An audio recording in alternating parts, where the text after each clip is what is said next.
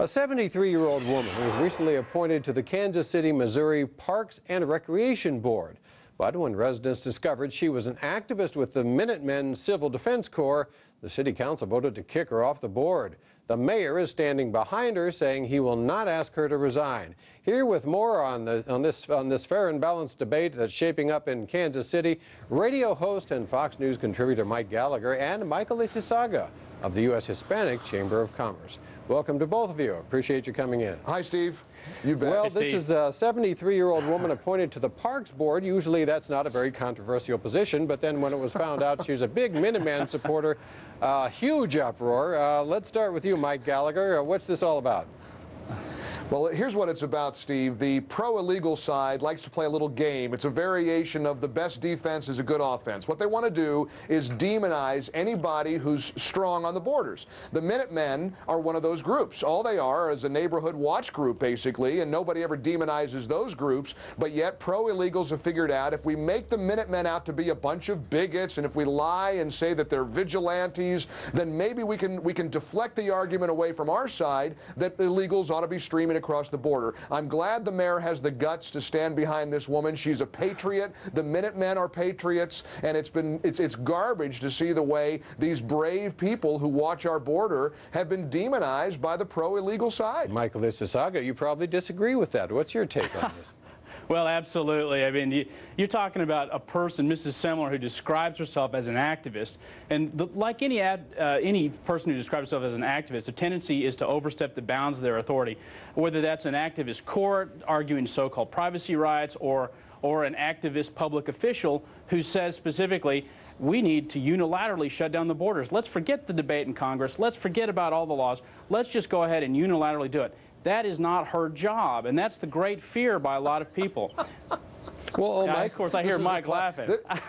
This is a classic. I mean, Michael, with all due respect, our country was founded on activism. This country, I mean, and believe me, there's no shortage, as you know, at the Hispanic Chamber of Commerce, of Hispanic activists. Now, wait a minute, so let me get this straight. Her crime is that she's an activist? Now, Michael, let me ask. No, not at all. But again, what the country was founded on was immigrants, even before activists. I mean, as you well know, well, you know, when you've got, I think the American Indians would argue the point, but besides that, I mean, it's not. I think what we want to get into here is the fact that you have got a person that's on the Kansas City Parks Board who is an activist, and that goes well beyond the bounds of her office, and that's the great fear here. Well, Michael, let me ask you this. Doesn't she have the right to have her personal opinions if it doesn't impinge on her job performance? If it doesn't impinge on her job performance, anybody can have any personal views that they have. But again, the problem is this is a self-described activist, a person who says, Michael. Well, an activist who's on the side of the... These are her own words. These are her own words.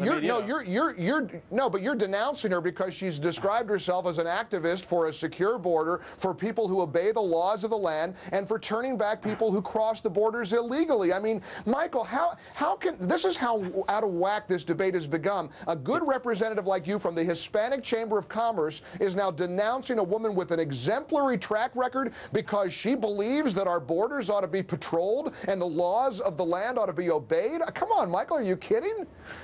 No, listen, let me just tell you real quick, if I could. I mean, as my fellow conservative, Mike Gallagher, who I agree with 9.5 times out of 10, I mean, one of the things you guys have got to realize is, especially all the conservatives out there in today's audience, I want you guys to remember, the Hispanics are more socially conservative than even Anglos. They're more conservative across the board on every issue. I guarantee you, if you go to my sainted grandmother's house and ask her what she thinks about prayer in school, stem cell research, sex education, I guarantee you are going to get an even more conservative response than you can find on a daily basis on the Mike Gallagher show. What does your grandmother feel about breaking the law? What does she feel about breaking the law to come into the border and take jobs and take health care and take social services? Is she right on that issue too? Is she a true conservative? She's a true conservative, and better yet, she's an educated conservative, because she knows that all the studies have shown that they don't take American jobs. They actually is a net plus benefit. I mean, okay, you guys are good on this. I tried to get a word in edgewise. It didn't work, but you put on a good debate anyway. So thanks for coming in. Sorry, I appreciate Steve. it. It was a good try, though. Thanks, guys. All right, thanks. Yeah.